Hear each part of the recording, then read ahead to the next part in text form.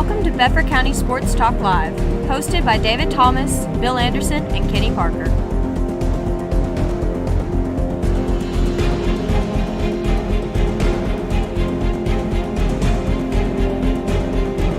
Brought to you by First Bank of Shelbyville.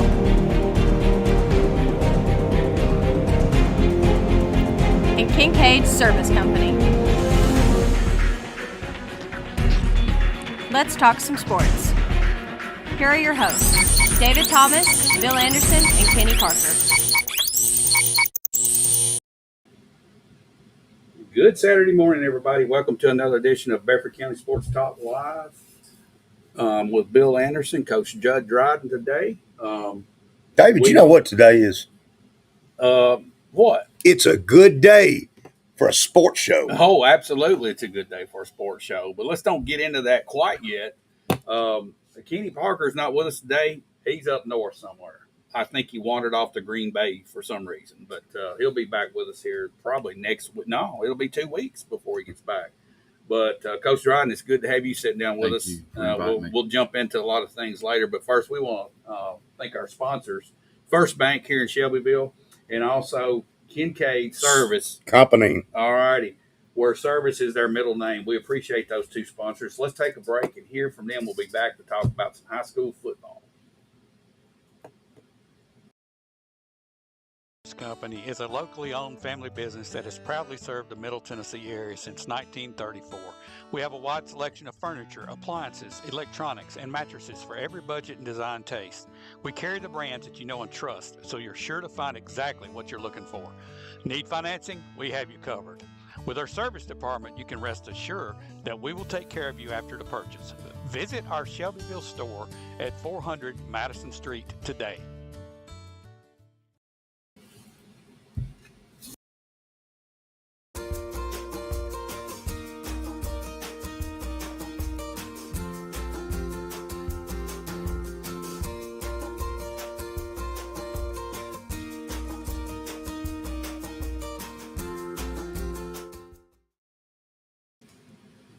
All right, welcome back in here to Bedford County Sports Talk Live. We had a lot of stuff taking place last night, guys. Man, you were in the middle of something big. We're not going to get into that until we talk about the Battle of Bedford. Cascade 49, Community 34. Bill, it must have been a shootout. I didn't talk to anybody that was at the game. Shootout, a lot of turnovers is my understanding. Right? I think Community threw a lot of picks last night. A lot of scoring. I mean, Cascade hadn't scored over 2 touchdowns, nor had Community in a game, and both of them put up points. Right. But I think Community scored a little bit late. I don't think the game was even as close as the score indicated. Is that right? Yeah. No. I know it was their homecoming last night. Right. And they retired a jersey and did some special things like that. That's a little early for a homecoming game. Sure. But it's unique that it did happen in this matchup with Community. So congratulations to Cascade and getting their first win of the year. Last night, Webb lost a close game. What was that score, Bill? Score last night was 33-27. 33-27 to John Paul. Pope John Paul II. John Paul II. I know that they felt like they had a chance there, so that was a tight game. And I'm sure they'll learn from it and move on. Right. Speaking of learning from it and moving on, Coach, what a game last night. So everybody's so excited about it and all that. I just want to forget about it and move on. It's but yeah, there's a lot of lessons learned from that thing from us last night. We go down by 14, I guess, and then finally start making some adjustments defensively to slow them down and then start making plays on offense. LeBron makes a great play, to get us down in scoring position. And then I believe Robert takes it in from there. And, then we score again. We go in halftime, I believe tied, if I remember correctly, which I might not, and come back out. And it was like a repeat just of the first half again. Yeah. But we, again, these young men that we have, it is not, I will say this about them. It has gone beyond the fact that they don't quit and they continue to fight. They 100% believe that as long as there's time on the clock, we'll win. Right. And you have to prove to us at the end of the game that we didn't win. That's the mindset they've taken. And it's been such a blessing to watch them grow over 4 years, and just watch how they have matured and how they're gelling now, and how the younger guys are folding in with the older guys, and it's been fun to watch. Now, these kind of games, I'd much rather not have them, but so But it you is what learn it from is. them big Yeah. time. Well, it's 14-7 right there. We're not moving it like we want to. Mm-mm. What about that run Steven makes? Oh yeah. I mean, just he made the was a right- blur. He made the right move on pulling the Yeah. ball out, didn't he? Yep. And he outran some athletes. Because I'm going to say this about Columbia. We watched them on film. They were way bigger in person than we Yes. saw on film. Yes. It shocked David and I both. Yep. Yeah. And they had a lot of athletes. Yes. There's something about being there in person versus seeing Yes, it on these. I'm these just videos. telling you. I mean, it's a different. They are. I mean, I've tried to tell everybody they're easily as athletic or more so than we are. Their athletes have the size that several of ours do not. They're relatively junior, senior heavy in those athletes. They've got a D1 commit playing O-line, D-line. They have everything you would want in a team. And we knew coming into this thing, it was going to be a battle. But even when we got down by 14, there was no panic. There was a little bit of frustration and maybe some anger at times. Yeah. I guess, but overall, there was never a question that we would give ourselves a chance, Right. and we did. One thing I want to ask you about is going into right there at the end. We got the ball of the first half. Mm-hmm. We had the ball about midfield. Get that big interception. Right. Yeah. And at this point, there's 2 or 3 things that could have happened. Yep. We might could have hit a quick pass and got down, maybe got a field goal off. Mm-hmm. But I know you chose to run the clock down to have 1 second to throw that last bomb down there in the end zone, which was, it was the last play. So Right. I understand that. At what point do you feel comfortable with Ben kicking? At what distance? How many yards do you think? You had to get about 20 yards to get him in range, you think? Or Well, more? he could probably hit one from 40 out. So from basically the 30-ish, he could hit 40 to 45. At that point, it was the way the game flow had gone. The fact that with that interception, there was a bunch of stuff. Yeah. There's all kinds of laundry on the field. Bill's wearing the perfect color this morning. And not that it was unjustified laundry, Right. but it was just there was a lot going on in that moment. It was get a first down, then see what we can do. And we chose to go for a big one. Actually, Steven, so we get them lined up, see what they're doing, call timeout. And you see them go into more of a prevent style defense. Basically the same thing we did at the end of the game. Right. They go into that, and Steven had a run pass option. Get outside, and he could have easily used his legs with them being as spread out in space as they were. That's the perfect opportunity for him to get out and go. Right. And that's what we dialed up right there. So letting it run down was more about, okay, what it's risk reward, right? Risk management. And okay, what's going to give us the best chance to make a play? And so we had the pass set up the way we wanted to, and then he had the option to, and he chose to throw the ball deep.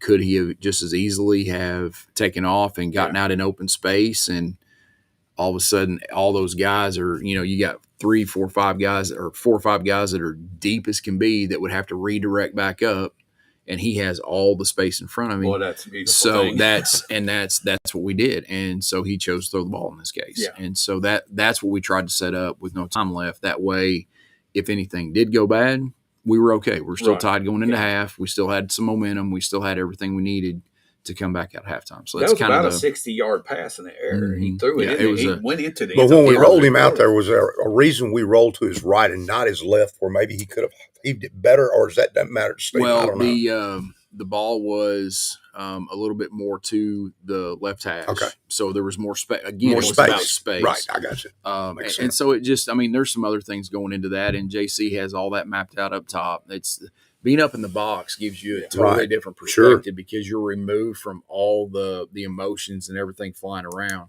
So he's able to get up there. So he knew exactly what he wanted, and it was set up well. We chose throw instead of run, and that's okay because it was his option. So he felt like he trusted those guys going down to make something happen. Yeah. So, one thing I was at that point I felt like, okay, here we're getting the ball start. That's hey, if we pull a miracle play out like that, it's awesome. Right. Then we're going to jump up 2 scores. Right.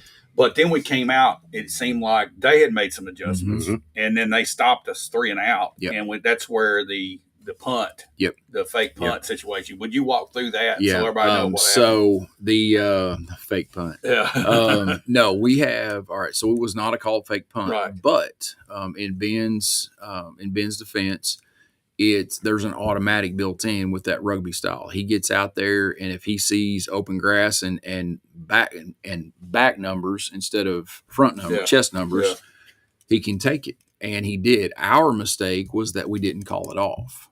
We didn't turn it off, which is very easy to do. I mean, it's nothing more than, hey, we're off, and he goes out, punts the ball, and we live to fight another day. We didn't execute the full protection scheme the way we should have. He had plenty of protection to punt, but that's supposed to extend as everything happens.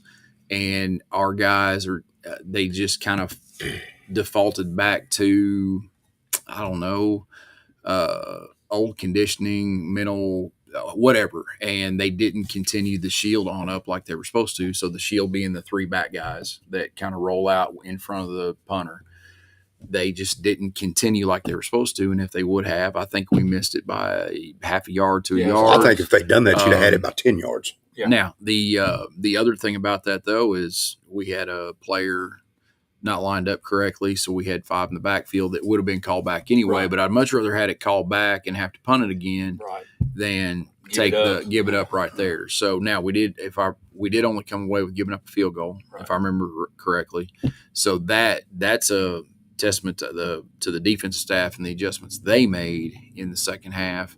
But still, it was we just got to do a better job of the communication aspect in those points, and we've got to do a better job of the getting guys to understand the adjustments as they're being made on the fly. So it is what it is when you're playing as many guys both ways as we are. Communication's hard because you can't keep them off the field. Right. So you just got to kind of play around with it. Yeah. Well, one other thing that I felt like was a key part of the game, our key moment in the game, was that big stop we had when they were down and they were lined up to kick a field goal. We jump off sides. I said, "Oh my goodness, they're going to come in here now." It was like 2 yards.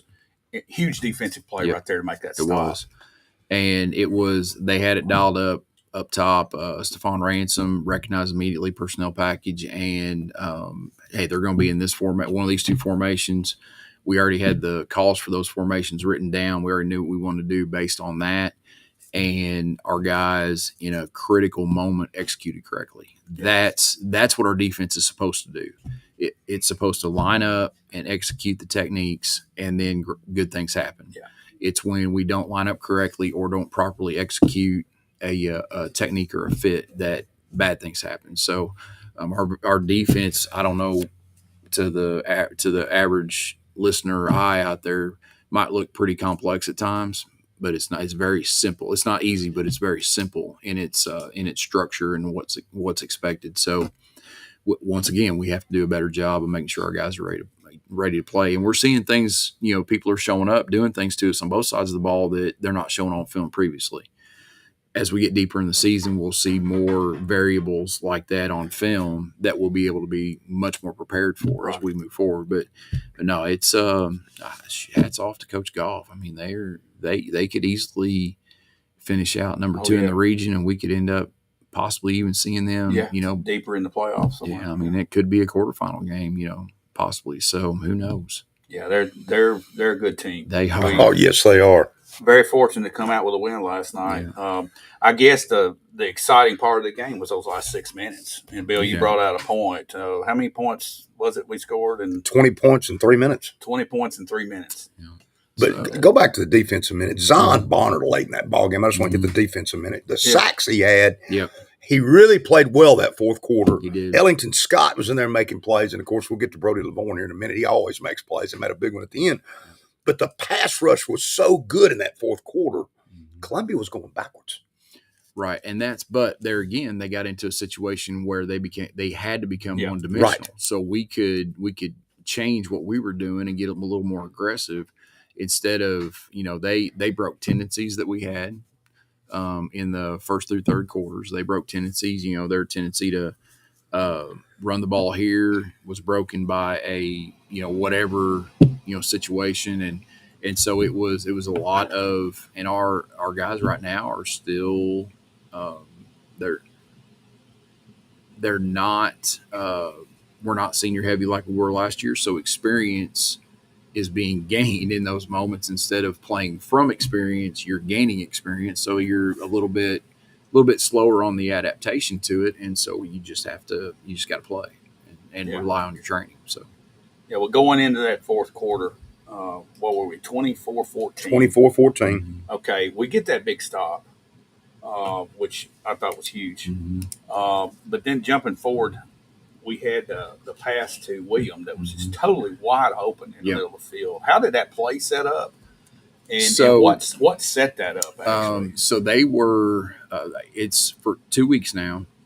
It's been obvious that the defense is not going to let Robert Bailey have 100 yards. I mean, and they were not letting Robert Bailey have 100 yards. The way they were playing, we noticed in the first half that their free safety would, at the moment that the ball was seated in Robert's gut, he was coming downhill. I mean, they were not going to let him run the football. And he became, depending on the formation, he became an eighth or even a ninth player in the box. I mean, it was like that. So we hadn't repped that specific thing since the first week of the regular season. So we had to wait for it till halftime to go back over it and get through the fine points. And they were like, "Oh yeah, Coach, we remember." Again, it was Coach Hunsaker. Listen to me. These things, we make this call. These are just reminders. All right, we got it, and they did. Now, if Steven hits him in stride, then we're fine. It was his feet coming off were a little bit out of whack, so the ball wasn't as clean as it could have been, but still it was open. And then William starts to accelerate away. He's a fraction of a step from all those guys missing. And now, the reason he's a fraction of a step instead of a half step or more is because of how athletic they are and how they recovered. So I mean, that was the kind of game all night. Right. It was just literally inches away on both sides from things really popping. But the athleticism that you see on both sides it was unreal. And it was just being able to try to leverage what you had. Yeah. And Steven gets a big run to pull us closer. Then that 3 minutes is 24-21. Yeah. You got under 3 minutes to go. Yeah, under 3 minutes to go. And it's decision time for the coach. Yeah. So you're thinking right there, we're going to do it here, or it's not going to happen. No, you had 3 timeouts at that point. We did. You could have stopped the clock, which was unreal that we had 3 timeouts at that point. After the first 3 games, after the way the first 3 games had gone, I was like, man, how can I buy one? How do I phone a friend? Can I? What do I got to do? And no, we knew what we wanted to do in that moment, and Ben's really good off the kickoff tee. I mean, he's good anyway, but he is really good off the kickoff tee. So we had him set up immediately like it was going to be similar to last year's, where we were going to either do the middle dribble or one of the traditional right or left drives, get the ball up in the air and try to go be an athlete and get it. But we also knew how we felt like they were going to line up, and they lined up exactly how we wanted them to. And he hit the perfect shot on a pitch shot, landed in the perfect place, and gave us a chance. And that's where we went. So at that point, it was we're going to that allowed us to, it was a 50-50 ball basically, and it allowed us to either get down there and get it or immediately tackle the ball with no time off the clock, so that we could get a chance to make a stand, start using timeouts, whatever we had to. We were able to get the ball, and so. That was the big deal. I mean, we weren't necessarily you're always concerned about a return for a touchdown, right?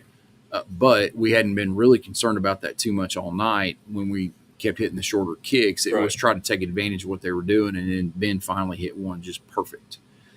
So that's so the other kicks of the night, you weren't really necessarily kicking away from the two return guys. No. You were trying to create an opportunity for a turnover. Like I said, a 50-50 ball. Okay. And that's what that was. He mishit the first two. The first one he really mishit. The second one slightly, and then the third one was perfect. And it helped that they were higher up in the field just because they were tighter in the field because they were worried about something within 10 to 15 and not something that was, 30 out. So how about William getting down there and getting that football? I know. It was just sheer determination. Unbelievable. He about caught the ball. I mean, he was there. The ball got there, and the players were converging on it. He was right there. Yep. And honestly, the Columbia kid had the advantage to get the ball, but he just determined that he was getting it. He came out there with this awesome play. It was. And then we see to me, it was the play of the game. We get the ball. We're 3rd and 9 or 3rd and 8. We needed a big play right there, and that slant to William that was fake to Robert, and then the slant to William was perfectly executed, perfectly set up, and then William catches the ball, dives and extends the ball to get that first down because he had the presence of mind to know where he was on the field. Right. It's amazing. I mean, it was really a great play. To me, it was the play of the game. And there again, you have that's one of our guys with experience. I mean, he's been playing since he was a sophomore on the varsity field. So all that matters, over time.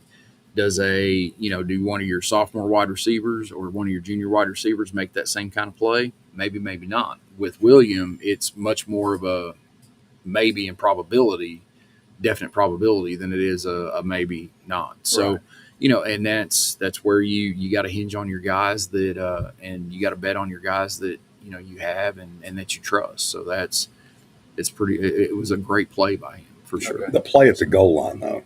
How in the world Stephen Bobo scores there? 4 guys having. Yeah. 4. Yeah. They were there. And he just was not going to be. He was scoring. He wasn't going to be denied.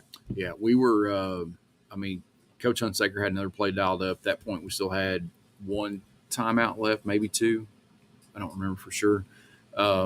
We had another play dialed up if that didn't hit. But Stephen makes it was helpful that those couple of guys that got there were off the line of scrimmage a little bit for space, and that allowed things to develop. The meat of their defense got locked inside, so it was really just make 1 or 2 guys maybe not miss, but just miss enough, and that's what he did. I mean, he's a great athlete. He's a great competitor. He's got a ton of drive, and I'll tell you what, he loves playing for his guys. Yeah. And that's what comes out in him. He's not out there playing for Stephen Bobo. He's out there playing for William and all of William's friends and all of his friends. Right. And that's kind of how our team is made up. Yeah. And I wouldn't want it any other way. Yeah. So we take the lead there, missed the extra point. I'm not sure exactly which was a key because now instead of the field goal ties, and they've got a kicker now. That kicker had a big leg for Columbia. He really was. Yeah. But the defense kicked it up. The defense kicks it up right here. And now Columbia's in a must-pass situation. Yeah, we know it. They're one-dimensional. We know that we're going to pass, and we just executed. We did get that. Brody gets that touchdown to redeem. In fact, Columbia went backwards on the drive. Even before the pick six, I haven't gone back and I haven't watched any film. I haven't watched any film yet. So. Earlier in the game, Brody got a penalty called on him, and I this was like redemption. 2 penalties. 2 penalties. Yeah. All right. So we come out of there. Great pick six. Great pick six by Brody LeBourne. 24 awesome. Final score. So we're now 3-1. Yep. It looks like that the way things are set up, we're in great shape in the region. Mm-hmm. Yeah. Let me go back to Brody real quick. Yeah. I absolutely love him and the passion that he plays with, and it's every so often that passion really bubbles out, and you gotta say, "Hey, man." He's like, I got you, coach. And then when you get him back in, he's just fine. So you got to have that kind of passion on a team, especially on a defense. Yeah. So, you don't need passive players out there. Passive players. No, not playing Mike linebacker. We've spent a lot of time on this, guys, but to me, this is one of the biggest wins Shovel Central's had in a long time. You're kind of a Shovel historian, David. Tell me when there's been any time ever 20 points were scored at Central High School in 3 minutes to win a ball game. I can't remember it. Oh, gosh. This was one of the greatest wins in program history. I remember back in the a great game. Early 90s, We played Coffee County one time when they were really not very good, and I know we probably scored 28 points in the first quarter. They couldn't tackle us, and they turned the ball. I mean, it was just like touchdown, touchdown, touchdown. Probably then, As but far not as since. excitement, I have to go back to the Don Castleman 80-yard run against Tullahoma to beat them 10-7 that time, if you remember that. Yeah. This was as exciting of a game as there is. Yeah. But the grit these boys had. Yeah. Edwards played well on defense. That's a guy I didn't want to forget either. 53. He's out there making plays. Jackson Them early in the game. Them was really good. Played early. I know we're forgetting some guys because it's we'll hit them on the coach's show, but the grit of these kids. Yeah. Well, guys, let's change gears now, man. I know we're excited about this game, and we're going to talk about this again on your show Tuesday. Okay, Tuesday. Definitely talk about more individual players and get into the players of the game and all that. But let's change gears and go into some college football. Let's stop now, though, and hear from our sponsor. We're going to hear from Kincaid Service Company, and we'll be right back. Company is a locally owned family business that has proudly served the Middle Tennessee area since 1934. We have a wide selection of furniture, appliances, electronics, and mattresses for every budget and design taste. We carry the brands that you know and trust, so you're sure to find exactly what you're looking for. Need financing? We have you covered. With our service department, you can rest assured that we will take care of you after the purchase. Visit our Shelbyville store at 400 Madison Street today. All right, back in here with Bedford County Sports Talk Live and Coach Judd Dryden, Bill Anderson. We're going to talk some college football. We're going to start with our Bedford County Sports Top 10, which is the official Top 10 Absolutely. in the world. All right. We've got Georgia at number 1 today. They're at Kentucky, Bill. Do you see any hope for Kentucky? Zero. Scoring. Zero. I mean, if Georgia gets off the bus with food poisoning from breakfast. Yeah. Kentucky may have, in my opinion, the worst offensive line I've seen in the Southeastern Conference. That was abysmal against South Carolina. I felt sorry for that coach. I hate that, though, because I've had several former players that played there at Kentucky for Joker Phillips and Mark Stoops, and I hate that because those are good men that have coached that program, and you want to see them do better. Yeah. Coach had to run 19 plays in a row because they couldn't protect the poor quarterback. Mm-hmm. I mean, the minute – maybe South Carolina's front's that good. Maybe it is. But even if it is, how do you think Georgia's front is going to be today? I think that's going to be brutal. Yeah, it should be. Line's 24.5. It couldn't be any higher. Okay, Texas, UTSA. UTSA is not as good as they were. UTSA was no joke last year. They're not near as good this year, but it's Texas. Yeah, that's the steamroll. Ohio State's off. Alabama at Wisconsin. Everybody's focused on that. I think Alabama handles them. I do too, but I think Wisconsin's going to give them a game. I do too.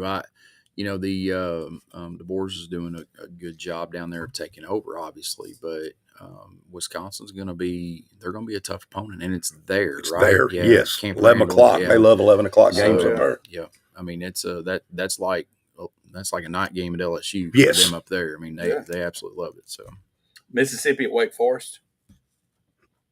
Lane gets a chance. He's going to run it up on you. What's the Todd Bobo line? Speaking of Todd Bobo. By the way, did y'all know that yesterday was his birthday? Happy birthday, Todd. He turned 50 years old. 50 of them. And I was just thinking, I told Todd last night, I said that we were going to have Kenny because I forgot he was going to be on the show sing Happy Birthday. Sing Happy Birthday. So now we might have Coach Dryden do it. Coach Dryden does not sing. Okay. Well, we're going to wish him a belated happy birthday. Happy birthday, Todd. Happy birthday. All right. Man. So Mississippi at Wake Forest. Mississippi steamrolls them, I think. Yeah, I mean, this too many athletes. This is the cupcake too many schedule. athletes. It looks like too many for one athletes. game. All right, we've got Tennessee, Kent State. Line couldn't be high enough. 48.5. What is the Todd Bobo line? 48.5. 48.5.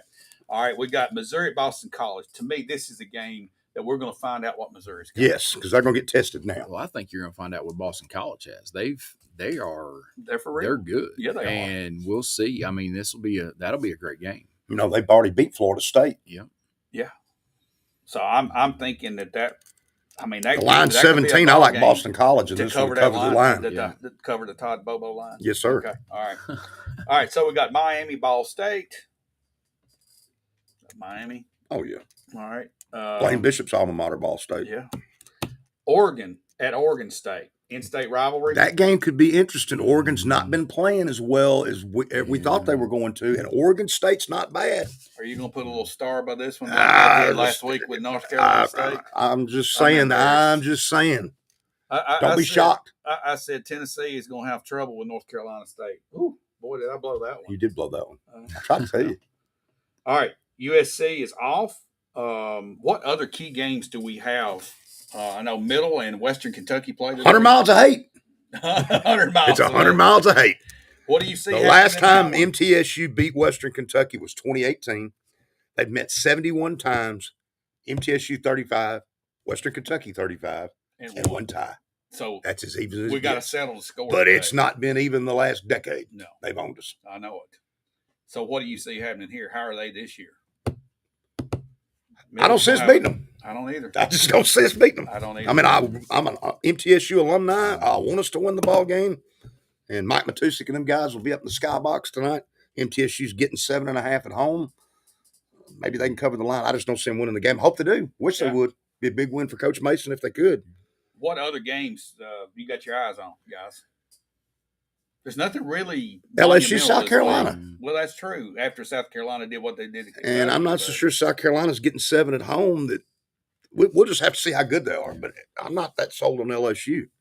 Another team that I thought struggled a little bit was Oklahoma and Tulane. Did you know Oklahoma just beat Houston 16-12 last week? And Houston's terrible. Yeah, I know. Tulane is a team that's not bad. They've been putting people in the NFL the last couple of years. They're not bad.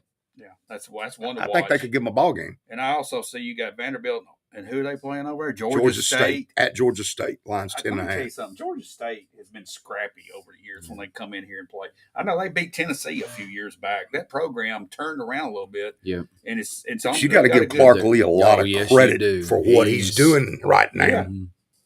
Yeah.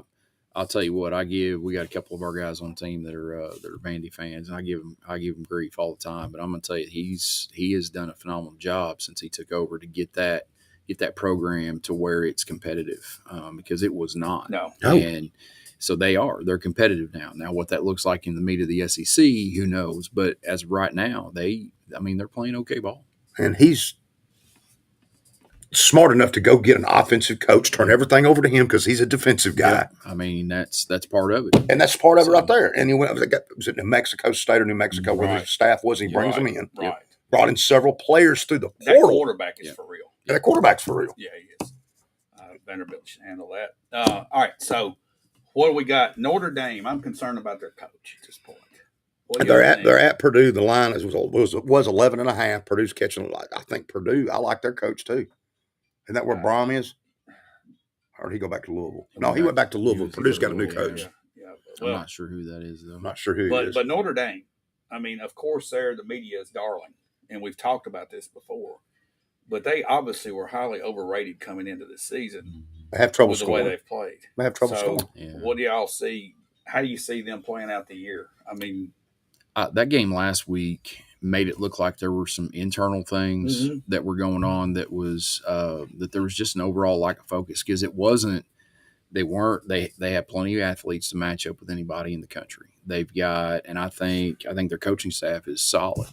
It just looked like there were some things, and I can't tell you what they were, but just from the perspective of watching it and kind of observing and reflecting, I think there were some internal things that may or may not be fixed. And they could be fixed. I mean, this is last week was the kind of game that makes everybody open their eyes and go, okay, let's get back down to business. So Northern Illinois was no fluke winning that game. No, they beat them. Yes, yeah. But Notre Dame was the better team on paper, sure, as far as roster goes. And so that's what I'm saying. There's something else going on. And it's not a bad staff at Notre Dame at all. I mean, they're a good staff. So I don't know. Well, another coach is in trouble. Would you like to be the coach of Florida right now? Probably not. In the swamp, A&M's coming in. Florida's a 4.5-point dog. I'm taking the Gators in the upset over A&M. A&M does not impress me. Not me either. Not that Florida does, but the swamp is a tough place to go, and weird stuff happens down there. Yeah. And then they're an underdog at home. I'll take Florida. Yeah, Miami didn't seem to have an issue there, though. No, they didn't. No, they did not. They did not. No. But A&M had Notre Dame and had issues. Yeah. So let's remember That'll that too. be- That'll be an interesting game. to It's watch, SEC game, so that'll be interesting. All right, guys, let's take a break. We're going to jump into some Titans talk and wind things down here. Let's take a break here. A word from First Bank.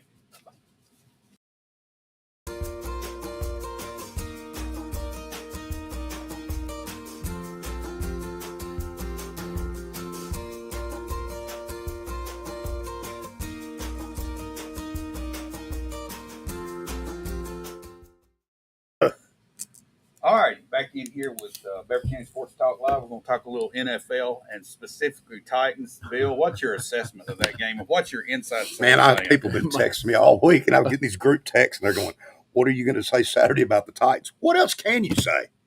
But I'm just going to say this, David. I'm sorry. The first time he did it and got away with a little flip, whatever you want to call that, fumble pass thing. What was that? I don't know what it was. But had you benched him and put him on the bench, he played so bad the second half, brought Rudolph in, and just don't turn it over, you win the football game.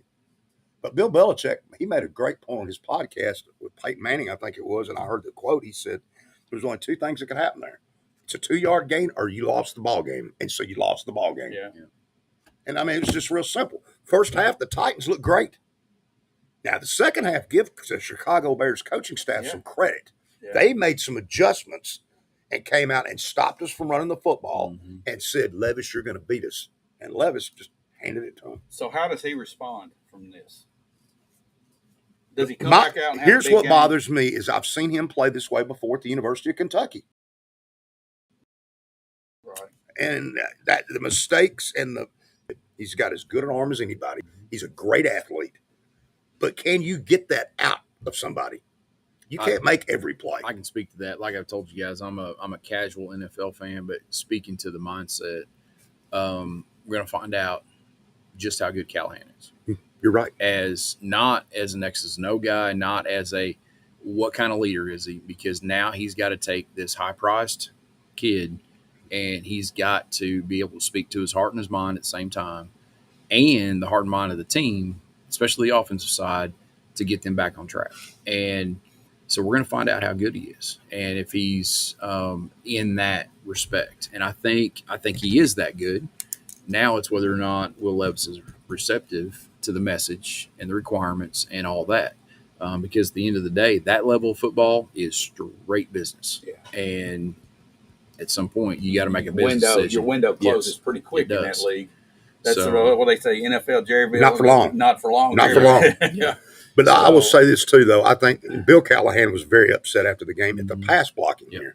Now, in Levis's defense, they were on top of him and knocking daylights out of the That's true. Now, when Dylan Radins, according to Pro Football Focus, who is barely a starting guard, is your highest-rated blocker in this game, the center did not have a good game. We paid him a lot of money. He was not good. I didn't think Sharansky was very good at left guard. He was really good running, but not good in pass pro. Yeah. And our rookie left tackle is a rookie left tackle. Yeah. But, again, that was one of those things that it's going to take a while for that line to come together. They haven't been together long, but you better get it together because you got the New York Jets coming up here tomorrow. Yeah. And they've got a defense. I know they didn't play well last week, but the Jets have an NFL top 3 or 4 defense in the league, and they'll be right up here in Nashville tomorrow. Especially up front. Yeah, up front there. And the secondary with Sauce. Yeah. They've got 2 of the best corners in the league. Well, since you're the expert on the NFL and you keep up with everything, after the first week, is there any team that jumps out at you or anything that happened this past week? San Francisco. San Francisco. What about the kid, the running back that stepped in for McCaffrey, had 147 yards, Mason? Again, but that's Shanahan, man. It's just the same thing with a quarterback. Shanahan's teams, no matter where he's been, they run the football and they run it well. It's a system. Yeah. And his quarterback tends to play well no matter who the quarterback is. Yeah. That Mason kid. Let me ask you this, guys. Could Brock Purdy start anywhere else in the National Football League? Probably not. Who knows? I mean, I'm just saying because you get fortunate to get with a coach like that in a system. And I've said this before, if Dak Prescott had gone to Cleveland, he'd be out of the league right now. But he went to the Cowboys where they had some talent around him, and he's developed and come on. And you can say, take Patrick Mahomes and Andy Reid. Yes. That's a marriage made in heaven from a quarterback and head coach.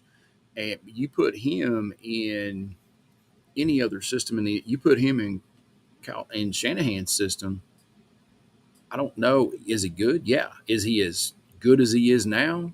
Because there's no improvisation with the Shanahan system. Right.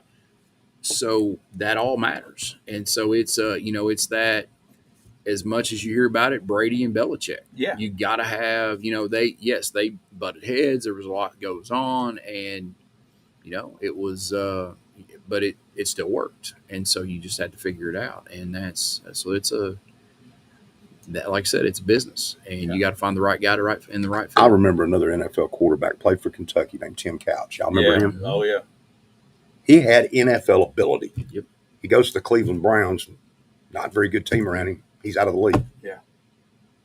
Ben Roethlisberger. Had he not gone to the Pittsburgh Steelers? Probably not. Probably not. No. But he goes to the Steelers. Yeah. They surround him with a running game and good things, and Big Ben's a Hall of Famer. And defense. And defense. Yeah. A great defense. Yeah. Defense wins the championship. Absolutely That's what it they say, does.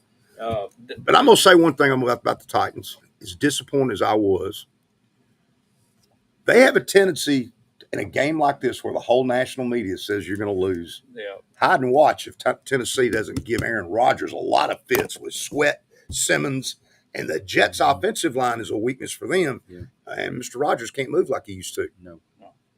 Be an interesting game to watch for that, and also just see how they respond to the way they lost the other day. Hey, in honor of Coach Kenny Parker, the Colts are at the Packers, and guess who's starting for the Green Bay Packers at quarterback?